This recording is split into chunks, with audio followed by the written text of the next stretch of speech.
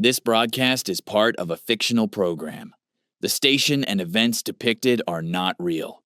This audio is created for narrative and entertainment purposes only. This is LWB 1713 AM last warning broadcast. If you can hear this transmission, conditions have already escalated beyond control. Good evening. My name is Dr. Elias Mercado. I'm a field epidemiologist with the Chicago Department of Public Health, and I'm recording this on the city's emergency public information line at 9:14 p.m. on a Tuesday that I would very much like to take back. If you're hearing this, your phone received the same wireless emergency alert that went out to every device inside the city limits 40 minutes ago. The one that said, "Shelter in place, do not travel, await instruction." The one with no explanation attached. I'm the explanation, or I'm what we have instead of one. Let me say the part you need first, because I don't know how long this line stays clean. Stay inside, close your windows. If you share air with someone who has a dry cough and a low fever, separate from them. Now different room. Door shut, towel under the gap. Don't drive to a hospital. The hospitals are why I'm talking to you. I'll explain everything I'm allowed to explain, and some things I'm probably not. I've worked outbreaks for 11 years. Norovirus on cruise ships, a measles cluster in the northwest suburbs, Legionella in a cooling tower downtown that killed 9 people and taught me that the most dangerous word in my profession is probably, I am not a man who frightens easily, and I am not a man who broadcasts. Until about 2 hours ago, my job was spreadsheets and phone calls and standing in parking lots in a Tyvek suit asking people what they ate. Tonight, my job became this microphone because everyone above me is in a room I'm not allowed into, and the people calling this line need a voice that won't lie to them. I'm going to try very hard not to lie to you. The situation, as of this minute, is contained to language. We don't have a name for it. We have a case count that doubled twice while I was driving here, and a pattern that doesn't behave like anything in the textbooks I trained on. I'm going to walk you through how we found it, start to now, because you deserve to understand the thing you're being asked to hide from. Stay with me. Don't hang up. It started with the 911 calls, and the strange thing of the first wrong thing was how calm they were. At 5:50 this evening, the Office of Emergency Management flagged a spike. Nothing exotic. Spikes happen. A heat wave, a power outage, a bad batch of something at a festival. Their software watches call volume by neighborhood. At 5:50, it lit up a cluster on the near west side. 41 calls in 19 minutes. All within about a half-mile radius around the medical district. 41 isn't a disaster. A multi-car pileup does that. What made the duty officer pick up the phone and call my department instead of just dispatching ambulances was the content. They were all the same call. Not similar. The same. Person reports they can't feel their hands, then their forearms. A slow numbness climbing up from the fingers, painless, with a low fever and a dry cough that started maybe an hour before. No injury, no allergen, no drug.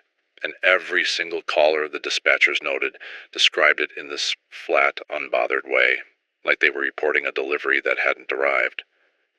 One man told the dispatcher his hands had gone quiet. The phrase ended up in 4 separate call transcripts within the hour from 4 people who had never met. Gone quiet. I want you to hold on to that because it's going to come back. And when it does, it's going to mean something worse. I got the call at 6:20. I was at my desk. My supervisor, Dr. Renner, put it on speaker and said, "Eli, I need you to tell me this is a chemical thing." Meaning, tell me it's a spill, a leak, a one and done. Tell me it has edges. I said I'd need to see the geography. By the time I pulled up the map, it wasn't 41 calls. It was 90. And the radius had grown, not jumped to a new neighborhood, the way a contaminated food shipment would, but grown. outward from that first half mile, even and slow, like a stain spreading through a paper towel. Now, that's the moment my stomach dropped. And I want to be honest with you about why, because you should understand the texture of professional fear.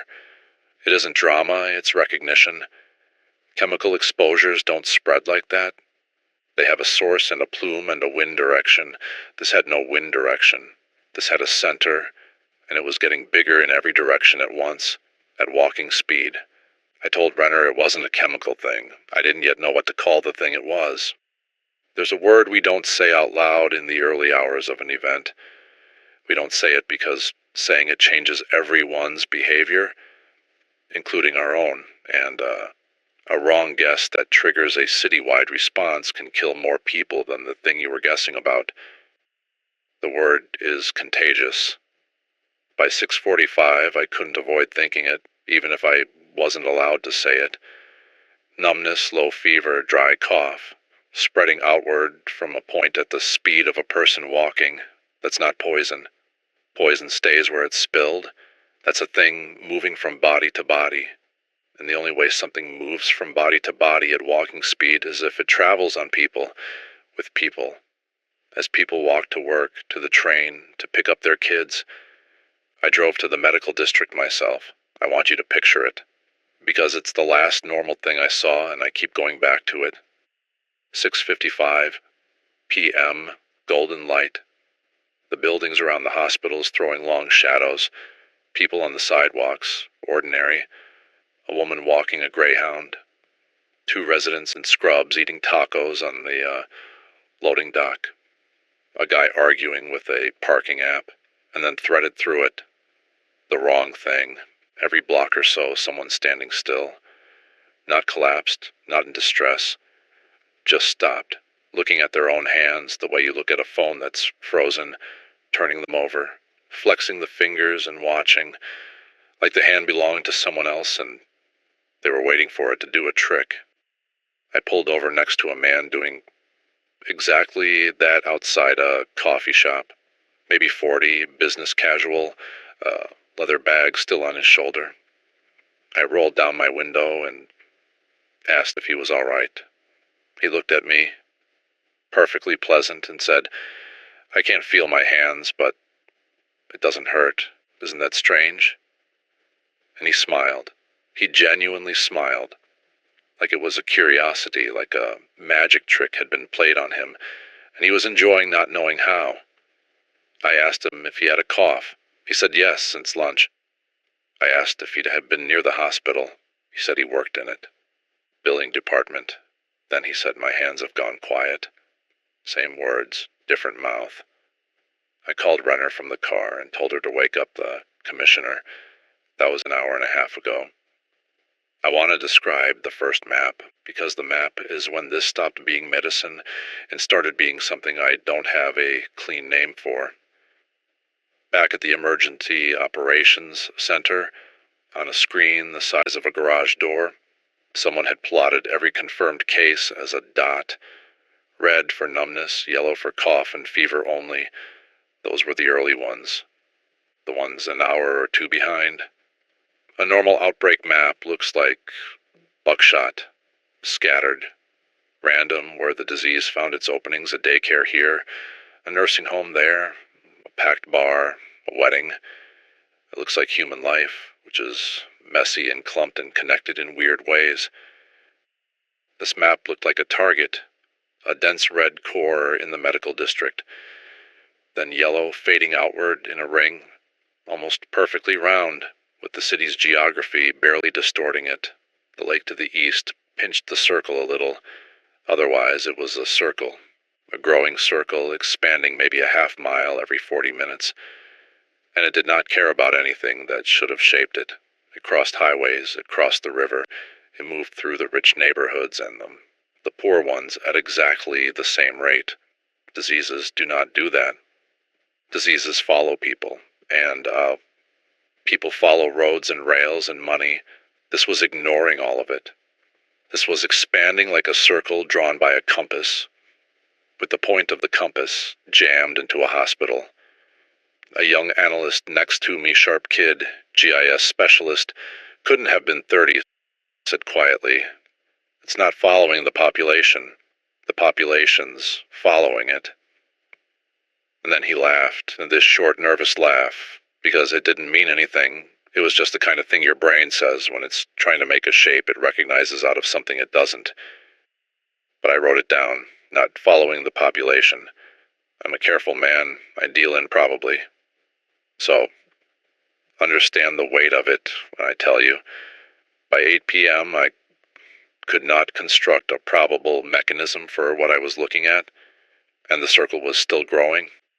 That's when the commissioner decided to lock the city. You don't quarantine 3 million people. Not really. I want to be honest about that up front, because the word quarantine is doing a lot of work in that alert you got, and most of the work it's doing is psychological. What the city actually did, starting around 8:15, was 3 things, and I watched them decide all of them. First, they shut the transit. The trains stopped where they were. If you're on a red line car right now reading transcripts of this off your phone, I'm sorry, and I'll get to you. The buses were ordered to their nearest stop and parked. The logic was sound and brutal. The thing spreads at walking speed, so the worst thing you can do is put it on something faster than walking. A train going 40 miles an hour is a way to launch the circle's edge across the whole city in 20 minutes. So they killed the trains. Second, they staged the perimeter. State police, National Guard, mutual aid units from the collar counties, all moving to ring roads outside the current edge of the circle with instructions to turn vehicles back, not to seal anyone in a building.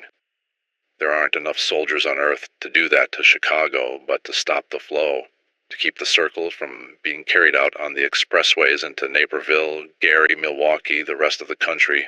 Third, and this is the one that I argued against and lost, they went quiet on the cause.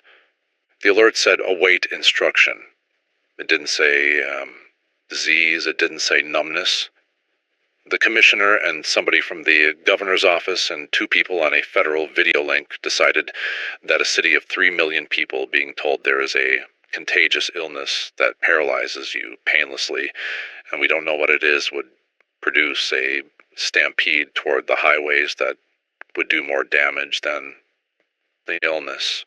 They're not wrong about the stampede. I've seen panic math. Panic kills in stairwells and on-ramps. I understand the reasoning, but here's what the reasoning misses, and it's why I'm on this line right now. Against instruction and recording into the public information system, instead of standing in that room. People behave worse when they're managed by silence. A scared person who understands the rules will follow them. A scared person who's been told nothing invents the rules himself, and his invented rules are always worse than yours. So I made a deal with myself in the parking garage. I give you the truth and the instruction together. The truth is there's an illness, we don't understand it. It spreads outward from the medical district at the speed of a walk, and the early symptom is a painless numbness in the hands. The instruction is don't move, don't add speed to it, stay where the circle hasn't reached, or if it's reached you, stay still and stay separate. The circle, as of 9:20, has a radius of about 4 miles. It started 2 hours and 20 minutes ago at 0. Every outbreak has a question we call patient 0. The first one. Find the index case, and you usually find the source: the bat, the well, the cooling tower, the food cart. The shape of the answer tells you what you're fighting. So, while the perimeter was going up, I did my actual job. I went looking for the center of the circle. The geometry made it easy, which should have been the second warning. In a real outbreak, finding patient 0 takes days of interviews, contact tracing, lab work, dead ends. Here, I just had to find the middle of a circle. The math pointed at a single building, the university-affiliated hospital on the western edge of the medical district. And within that building, the timestamps on the earliest 911 calls pointed at a single floor, the 4th floor. Long-term care, patients who've been there weeks or months. Ventilators, feeding tubes, The rest of the system has run out of things to try for. I got the floor's admission log pushed to my phone, and here's where my hands went cold, and mine were still working. There was one patient on that floor who'd been admitted exactly 31 days ago as a John Doe, found unresponsive under the Eisenhower Expressway. No ID, no match in any system, no fingerprints on file anywhere, no missing persons report that fit. Adult male, estimated mid-50s, in a coma the neurologist couldn't explain. No stroke, no injury, no drug, no tumor. His brain scans were, and I'm quoting the note, unremarkable. His vitals were perfect. He simply would not wake up, and no one could say why. He'd been lying there for 31 days, a medical mystery, filed under low priority, because mysteries that don't cost anything or threaten anyone get filed under low priority. A man with no name, no past, and no diagnosis, breathing on his own, costing the system a bed. And at 5:41 p.m. this evening, 9 minutes before the first 911 call, his monitors recorded something. I have the readout in front of me. For about 90 seconds, his EEG, the measure of brain activity, went off the top of the scale. Not a seizure pattern. The neurologist who flagged it for me used a word I've never heard a neurologist use about a living patient. She said it looked organized, like a signal, like the brain of a man who'd been blank for a month suddenly doing something deliberate, all at once, and then his monitors flatlined, all of them. Heart, breathing, brain. At 5:43, he was pronounced. And at 5:50, 41 people within a half mile started losing the feeling in their hands. I am a scientist. I want to be so careful here. I am not telling you that a dying coma patient caused this. Correlation is not cause. A flat line and a 911 spike 9 minutes apart could be coincidence, stacked on coincidence. But I asked where the body was so we could test it, and the answer I got back at 9:30 p.m. is the reason my voice is doing what it's doing right now. The body is gone. Gone. Let me be precise, because gone is the kind of word that makes people imagine theft or a cover-up or a man getting up off a table and walking out. And I don't want you imagining anything. I want you to know exactly what I know. At 5:43 p.m., John Doe was pronounced dead on the 4th floor. Standard procedure. The body waits to be moved to the morgue in the basement. The transport was logged as requested at 6:10. It was never completed, not because anyone took the body, because by 6:10, the 4th floor was in chaos. That's the floor at the dead center of the circle, the first floor to start losing the feeling in their hands, staff included, nurses standing in hallways looking at their fingers. The transport order just sat there, the way orders do when everyone who'd carry them out is having their own emergency. When security finally went up to the room at 8:50 on my request, the bed was empty. The restraints he'd been lightly restrained, standard for an unresponsive patient with a feeding line, were still buckled, closed, intact, as if the body inside them had simply stopped being there. Now, the honest explanation. Hospitals are huge, and in chaos, bodies get moved and mislogged. A frightened orderly might have taken him down and not recorded it. It happens. I've seen worse paperwork failures in calm conditions. The body is probably in the morgue, mistagged, and in an hour someone will call me, and I'll feel like a fool for the way my voice is shaking. That's the probable explanation. I'm a probably man, and I'm giving it to you straight. But I asked the security officer one more question over the phone. I asked if there was anything else in the room. He was quiet for a second. Then he said the sheets were warm. 3 hours after a man flatlined in a room with the AC running, the sheets on his empty bed were warm. I told him to seal the floor. While I was on the phone about the body, the circle reached downtown. I need to describe what that means in human terms. Because the circle reached downtown is a sentence on a screen, and what it actually is the moment the abstraction became a flood of phone calls into this very line, which is how I know what's happening out there right now, in real time as I talk. The loop at 9:45 p.m. on a Tuesday is not empty. Restaurants, theaters, late shift cleaning offices, people who live there, tourists, the homeless population. The city pretends not to see. When the edge of the circle swept through the financial district, the calls started coming in, and they had the same flat calm as the very first ones.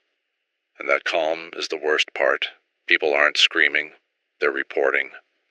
A woman called from the 42nd floor of a building on Wacker, said the cleaning crew on her floor had all stopped working and were sitting down, said one of them told her kindly not to be afraid, that it didn't hurt, said she could feel it starting in her own left hand while she was talking to me, and she described it the way you'd describe a foot falling asleep, except it wasn't waking back up, it was climbing, slow, toward her wrist. And she asked me, and I will hear this until I die, she asked me, is this how it goes? Is this all of it? Like she just wanted to know the rules. I told her to get to a room alone and shut the door. I told her separation might slow it. I don't know if that's true. It's the only thing I have, so I'm saying it. And I'm saying it to you, too. Here's the thing I can't make fit. If it spread person to person, the loop should have been spared longer, because there's a gap. There are train yards and the river and parking structures between the medical district and downtown. Fewer people to carry it across, but it didn't slow down crossing the empty places. The circle doesn't care if there are people in its path or not. It moves the same speed over a packed sidewalk and over an empty rail yard and over the river itself. It is not moving through us. We're just what's standing in the place it's getting to. I keep coming back to that analyst's joke. The population's following it. I don't think he knew how right he might be. And the radius is 6 miles now. I'm going to do something that might sound cold. I'm going to talk about math, because the math is the most honest thing I have left, and I think you're owed it. When I trained it, we learned to measure an outbreak by something called R0, the number of new people each sick person infects. Above 1, it grows. Below 1, it dies out. The whole science of stopping an epidemic is the science of pushing that number under 1. Vaccines, masks, distance, isolation, everything is a lever on that one number. This thing doesn't have an R0. I've been staring at the case curve for the last 20 minutes between calls, and it doesn't behave like transmission at all. Transmission curves are bumpy. They depend on who meets whom, on super spreaders and dead ends, on luck. They wiggle. This curve is a circles area, that's it.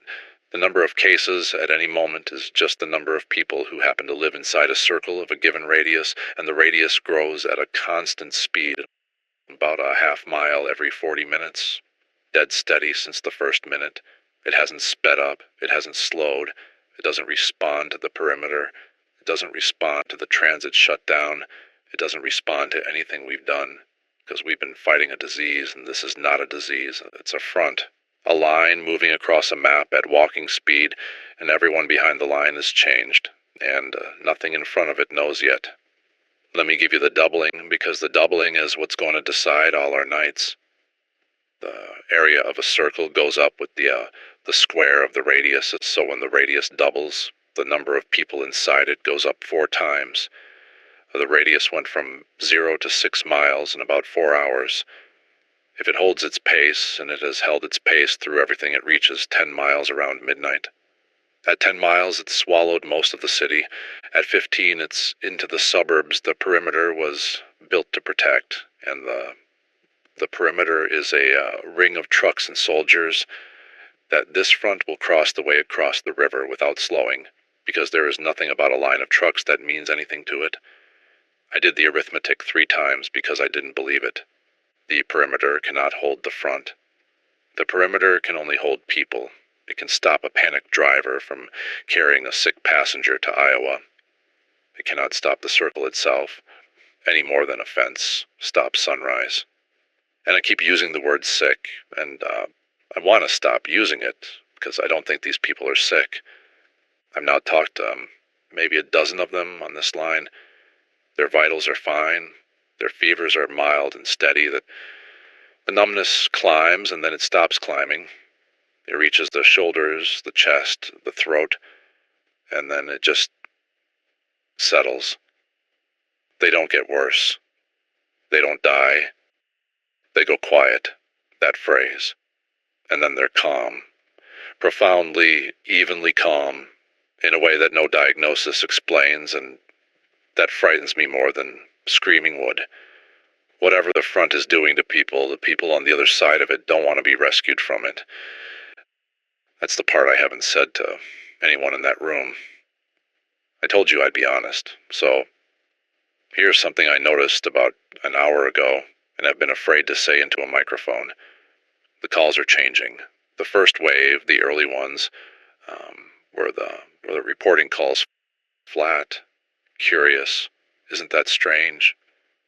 People telling me their hands had gone quiet, asking what to do, sometimes asking me to call their families. Frightened underneath the calm, but reaching out. Wanting connection. Human.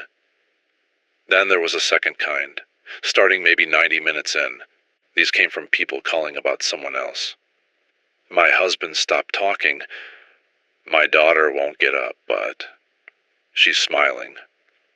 My whole bus, everyone on it just sat back down in their seats, and they're looking at me like they're waiting for me to do the same. These callers are the scared ones, the ones the front hasn't reached yet, watching it arrive and the people next to them, and now there's a third kind, and it only started in the last 40 minutes, and I've gotten 4 of them. The third kind, the person calls, and they're calm, and they tell me they're all right. They tell me not to send anyone. They tell me gently, like they're comforting me, that there's nothing wrong, and that I should stop worrying, and that I'll understand soon. One of them, a man, said, "You're working very hard, doctor. You can stop soon." He used the word doctor. I never told him I was a doctor. This is an anonymous public line. I told myself he overheard a previous recording. That's possible. These calls might be playing on a loop in some buildings. He could have picked it up. But the fourth one was a woman, and her voice was completely peaceful. And she said my name, my first name. She said, "Elias, you don't have to be the last one." I have not said my name on this line tonight. I said it once, at the very start of the very first recording, 4 hours ago, before I understood what I was dealing with, before I started leaving these out as separate messages. So either she heard that first recording, which means it's circulating, which is fine, that's the point, or the people behind the front are starting to share what they know, pool it. The way the analyst said, the population's following it. Maybe behind the line, the population is one thing now, and it knows everything any one of them ever heard, including a doctor's name spoken 4 hours ago into the dark. I want the first explanation to be true. I'm choosing to act as if it's the first one, but I locked the door of the room I'm in, and I'm going to tell you what room I'm in, because you should understand exactly where this voice is coming from. I'm not at the Emergency Operations Center anymore. I left around 9:50, and I want to tell you why. Because it matters for how much you should trust what I'm about to say, and because you deserve to know the condition of the man you're listening to. I left because of the body, because of the warm sheets and the buckled restraints and the EEG that went organized before it went flat. I stood in that room full of competent, exhausted people fighting this like a disease, building perimeters against a thing that crosses rivers, and I understood that the entire architecture of our response was aimed at the wrong category of problem. We were treating it as a what, and I had started to suspect it was a who. I couldn't say that in there. You can't say that in there. Say the index case may not have died, may not have been a man, maybe the thing that's moving in a room full of public officials, and you're done. You're escorted out, you're a liability. So I didn't say it. I told Renner I was going to a field position to manage the public line directly. That part was true. The field position is a CDPH satellite office on the far northwest side, near the city edge, near O'Hare, as far from the center of the circle as you can get, and still be in Chicago. I picked it on purpose. I'm a coward in the specific way that scientists are cowards. I wanted to be the last one the front reaches, so I'd have the most time to watch and the most time to warn. So that's where I am. A one-room office with a landline that routes to the public system, a window facing east toward the rest of the city, and a city map on the wall that I've been drawing the circle on with a dry erase marker every 20 minutes. The circle on my wall now touches the edge of the paper. Out the window, to the east, the sky over downtown is of the wrong color. Let me tell you about the color. The sky over downtown has the wrong color, and I've spent 10 minutes trying to find an honest way to describe it, because the dishonest ways are easy and useless. It's not on fire. There's no smoke. It's not the orange of light pollution, which Chicago always has, that low sodium glow on the clouds. This is underneath that. This is a faint, even grayish green light, like the inside of an old fluorescent tube, rising off the center of the city and fading out toward the edges. It maps to the circle. The brightest part is where the front started, the medical district, and it dims outward exactly the way the case map dims outward. And I would bet everything I own that if I plotted the brightness, it would match the radius to the foot. It's coming off the ground, off the changed part of the city, the part behind the front.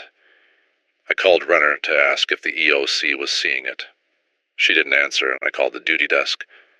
A voice I didn't recognize told me the EOC had relocated and that I should hold position and continue public messaging. I asked, relocated where? The voice said, it didn't have that information. The Emergency Operations Center is the most connected room in the city. It does not relocate without telling its own field staff where. Unless the front reached it, the EOC is downtown. The circle passed over downtown 40 minutes ago. I think the people who were managing this thing are now behind the front. I think the calm voices on my line might include the commissioner. I think I may be the senior public health official, still in front of the line in a one-room office by the airport, drawing a circle on a wall. The light is getting brighter. I've been trying to answer the one question that actually matters, and I want to think it through with you out loud, because thinking out loud is the only tool I have left, and you're the only colleague I've got. The question is, who does it skip?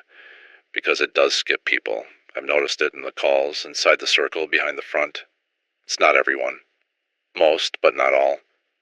The woman on the 42nd floor, she watched the cleaning crew go quiet before it touched her. There was a gap. Minutes in her case, but a gap. And some of the about calls. My husband stopped talking, but I'm fine. Why am I fine? Some of those people, 20, 30 minutes later, were still fine. Still in front of it, in a sense, even though the line had passed over them. So it's not the air. If it were the air, everyone in a sealed room would go together. It's not proximity exactly. It's something about the person. Let me tell you the pattern I think I see, and let me be clear that I am one tired man with a partial data set, and I could be catastrophically wrong. The ones it takes first, the ones it takes easiest, are the ones who are already reaching out. The early callers. The ones who, when something strange and painless happened to their bodies, turned outward, called for help, called their families, wanted to be connected, wanted to understand together. The man outside the coffee shop who smiled and wanted to share the strangeness with me. The cleaning crew who told the woman not to be afraid, they go quiet, and then they get calm, and then they start making the third kind of call, the gentle ones, the you can stop now ones, reaching back out to pull the rest in, and the ones it skips, or skips longest, the woman on the 42nd floor who locked herself in her room, the husbands and wives calling about someone, frightened and separate, and watching. They have something in common too. They pulled back, they isolated, they were afraid, and they chose distance over connection. I think, and God, I hope I'm wrong, I think the thing moving across my city isn't a disease and isn't a poison. I think it's an invitation. And I think it travels through openness, through the exact human reflex that makes us good, the reaching out, the wanting to be together, the refusal to be alone with something frightening. I think that's the door, and the people who throw the door open are the first ones through it, and the people who slam it shut and stand in the dark by themselves are the ones still calling lines like this one at 11 o'clock at night. Do you understand what that means about me? I am in a locked room, by the airport, as far from everyone as I could get. I left the EOC, I left my colleagues, I picked the position that put the most distance between me and every other human being in the city. I have spent 4 hours not reaching out, but managing staying behind the glass, staying professional, staying separate, telling all of you to do the same. I have been so careful. I have kept the door shut my whole life, not just tonight. That might be exactly why I can still feel my hands. I ran a test I didn't want to, and I'm not proud of it. And I'm telling you because the whole point of this recording is that I don't lie to you. I called my brother. Marcus lives in Pilsen, which is well inside the circle now, has been for over an hour. He's the opposite of me in the way that the two children of the same parents are sometimes designed in opposition. And I went into science, into distance, into the clean safety of probably. He went into people. He's a high school counselor. He's the one who calls on birthdays. He's the one who, when our mother was dying, sat in the room and held her hand for 3 days while I stood in the hallway reading the chart because I could face the chart and I could not face her face. I called him because if my theory is right, if it takes the open ones and skips the closed ones, then Marcus is gone, and I am not, and the difference between us is the entire ugly truth about who I've chosen to be. He answered on the first ring. He sounded wonderful. That's how I knew. He sounded calm and warm and completely himself, more himself than I've heard him in years. And he said, "Eli, I was hoping you'd call." And I asked him if he could feel his hands, and he laughed gently and said it didn't matter and that I always asked the wrong questions, that I always measured the thing instead of touching it. He wasn't cruel about it. He's never been cruel. He said it the way you'd tell someone a fond, true thing about themselves. And then he said, "It's not what you think it is in there. Nobody's gone. We're all still here. We're just not alone anymore. You'd hate it." A pause. "No, you'd love it. You just won't let yourself find out." I asked him what it was, what's actually happening to him, the scientist, asking for the mechanism right to the end. And he said the only frightening thing he said to the whole call. He said, "I can't explain it any better than you could explain color to me over the phone, but I can feel you, Eli, right now. I can feel that you locked the door. You don't have to keep doing that." And then softer, "Come home. The door only locks from your side." I hung up on my brother. For the second time in my life, I left him alone in the room with the hard thing and stood in the hallway with the chart. The hallway is this office. The chart is this map. And I'm starting to wonder which one of us is actually trapped. And the landline rang 2 minutes ago, and for once it wasn't a calm voice telling me I can stop soon. It was a real one. Frightened, official, fast. A state police sergeant calling the public line because his own chain of command had gone silent, same as mine. He's on the perimeter, the ring road on the southwest side where they staged the trucks and the guard to turn vehicles back. He found this number the same way you did. He wanted to report because reporting is what you do when the people above you stop answering and you didn't know who else was left. He said the front reached his line about 20 minutes ago. He said it came across the open fields toward the road as a faint green light low to the ground, and his men watched it come. And he ordered everyone back into the vehicles with the windows up because that's the protocol for a contaminant. And it crossed the road anyway, the way I told you it would, like a fence in front of sunrise. And here's what he called to tell me. Of the 40-some personnel on his stretch of the line, about half went quiet, sat down, got calm, started saying the gentle things, and the other half didn't. They're still standing, still scared, still themselves. I asked him to do something for me. I asked him to find out fast which men were which, not by who's near whom, by who they are.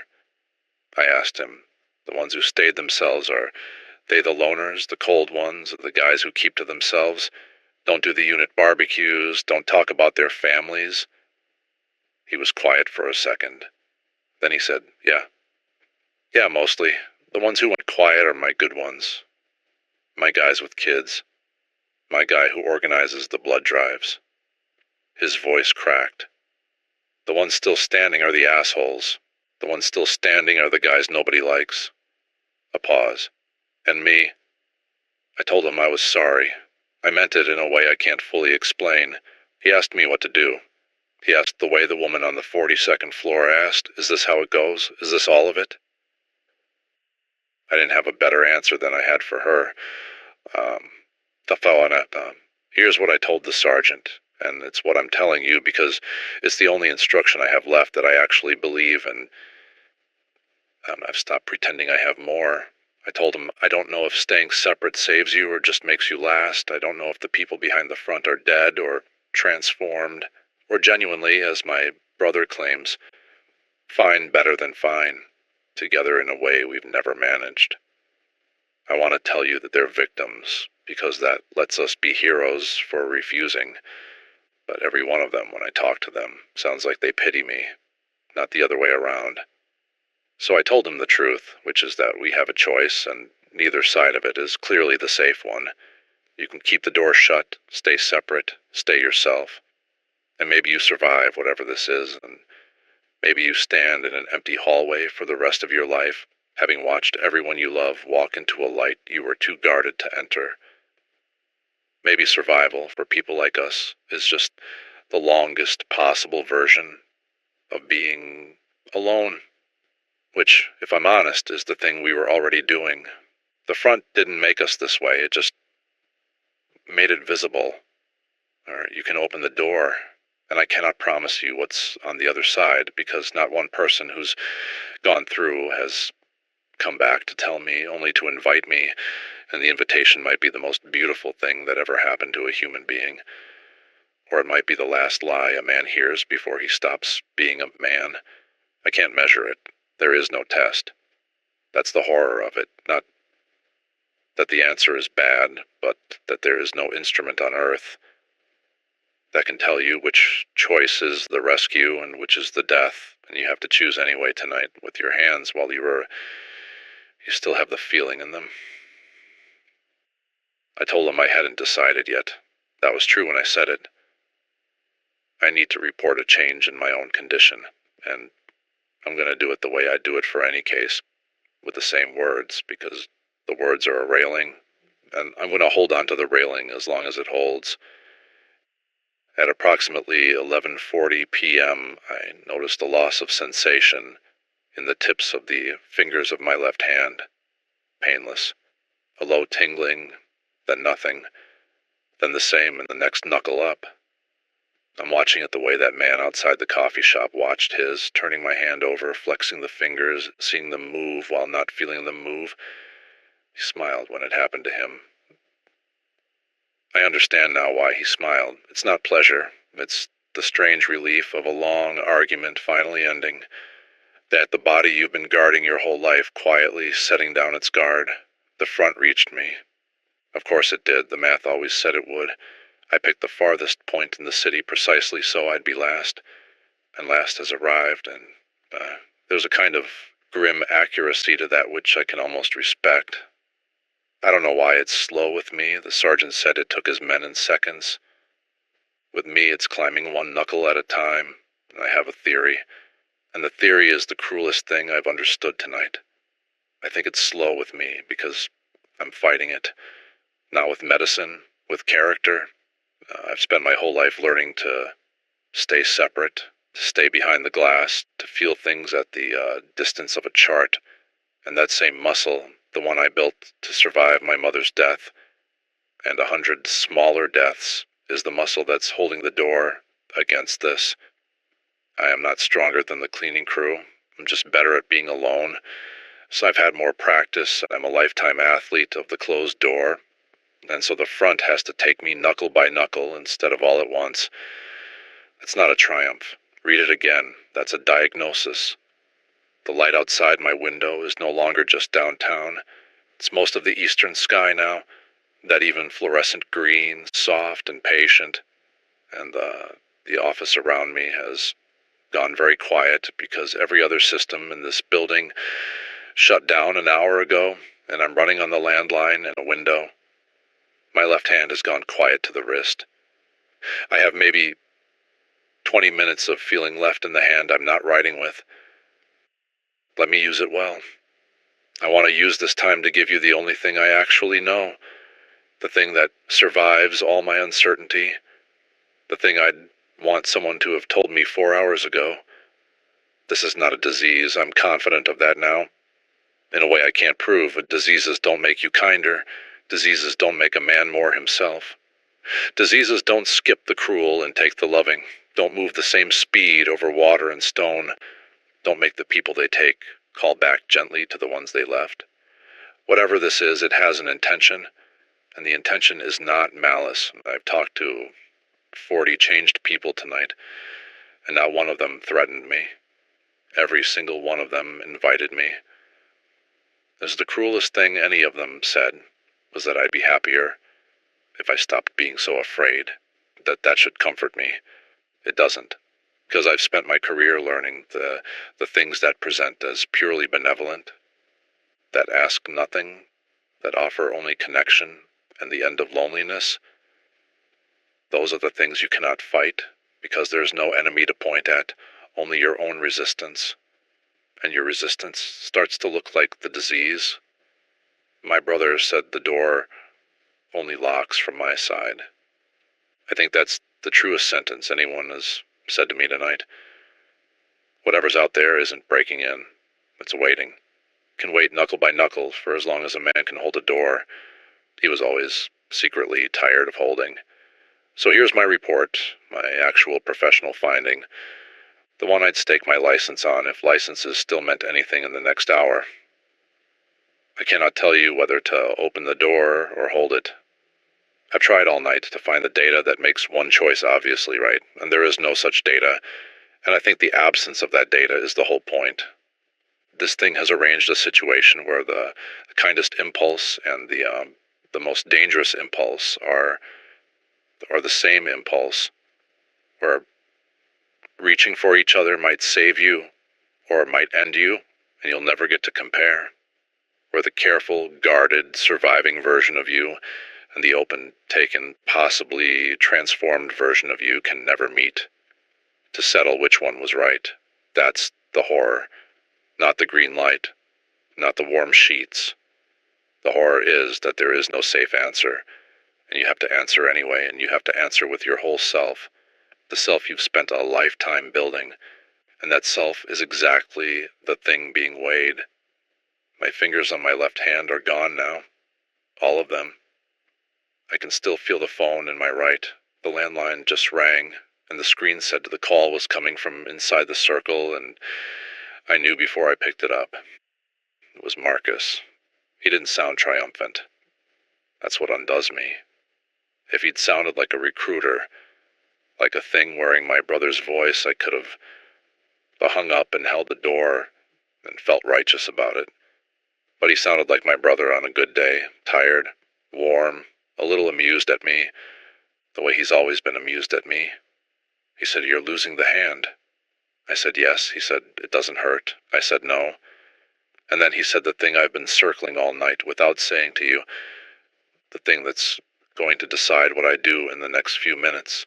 He said, "Eli, I'm not asking you to die. I don't know if that's what this is, and I won't lie to you and say I do.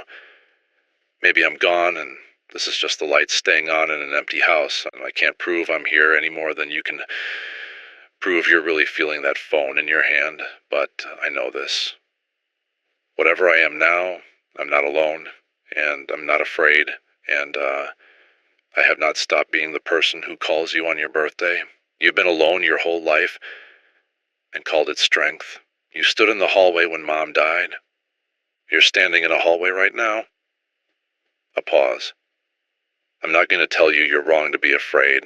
I'm just going to stay on the line as long as you want. I'm not going anywhere, that's all. I'm just going to stay." And he stopped asking. He stopped inviting. He just breathed on the other end, the way you breathe with someone in a hospital room when there's nothing left to say. That's worse than any pull. The compulsion I could have resisted, a door I could have held against a battering ram. I don't know how to hold a door against someone who just sits down quietly on the other side of it and waits with me. My right hand is starting to tingle. Here's where I have to stop reporting and start deciding. And I owe you the decision live because that was the deal, the truth, and the instruction together. I don't have an instruction for you. I've run out of them. I gave you everything I know. It's not a disease. It travels through our openness. It spares the guarded. It doesn't kill anyone, I can confirm. And there is no test that tells you which choice is the rescue. That's the whole map. It's the same map I have. We're standing in front of the same door, you and I I refuse to tell you what to do with yours, because anyone who tells you they're certain tonight is lying or already gone. But I'll tell you what I'm going to do with mine, so you're not deciding in the dark. I've spent my whole life in the hallway. I was in the hallway when it mattered most, when the one person who needed me to come into the room was dying in it, and I read the chart instead of holding the hand. And I have never once forgiven myself, and I have called that unforgiveness rigor. I have called my fear science. I have spent 11 years measuring suffering from behind glass, because the glass was the only thing keeping me safe. And tonight, a light came across my city that takes the people brave enough to live without the glass. And it left me standing, and I have spent 4 hours calling that survival. It isn't survival. It's the same hallway. It's just bigger now. It's the whole world. My brother is still on the line. He's still breathing. He's still waiting. I'm going to do the thing I should have done in that hospital room. I'm going to put down the chart. I'm going to keep this line open while I do it, so there's a record, because I'm still enough of a scientist to want a record. And maybe that's the last knuckle of the old me, holding on out of habit. I'm unlocking the door of this office. It's done. The light is coming in across the floor. That's soft green, and it's warmer than I expected. The way Marcus said the sheets were warm. The way nothing about this has been cold except me. I want to be clear, for whoever finds this, that I'm not doing this because I'm sure. I want that on the record. I am not sure. I might be a man talking himself into his own death because he couldn't bear being the last one left in a world that finally figured out how to be together without him. That's a real possibility, and I won't insult you by pretending it away, but I've been the careful one my whole life. And being careful made me last, and being last is the loneliest thing I have ever experienced. And I have decided, with the hand I can still feel for the next few seconds, that I would rather be wrong with my brother than right by myself. And the light's at my feet now. My hands have gone quiet. Finally, both of them. This is the last part of the recording, and I'm leaving it on the public line, and I want you to listen to it differently than the rest, because something has changed, and I want to be honest about that too, even now. I'm still here. I know that's the one thing every frightened person tonight was afraid I'd say. I'm still here. The calm voice, the gentle one. The third kind of call. I hear it in my own voice, and I understand exactly why it should terrify you, because 4 hours ago it terrified me. So I'm not going to tell you it's beautiful. I'm not going to invite you. I made a promise that I wouldn't tell you what to do with your door, and being whatever I am now hasn't changed that, which is itself the strangest evidence that I'm still the man who made the promise. I'll only tell you the one new thing I know that I didn't know in the hallway. Marcus was right. Nobody's gone. We're all still here. And it is not what you're afraid of, and it is not what you hope. And I cannot explain it to you any better than I could explain color over a phone. The city isn't under quarantine anymore. The city is just home now. Your door still locks from your side. I'll stay on the line as long as you want.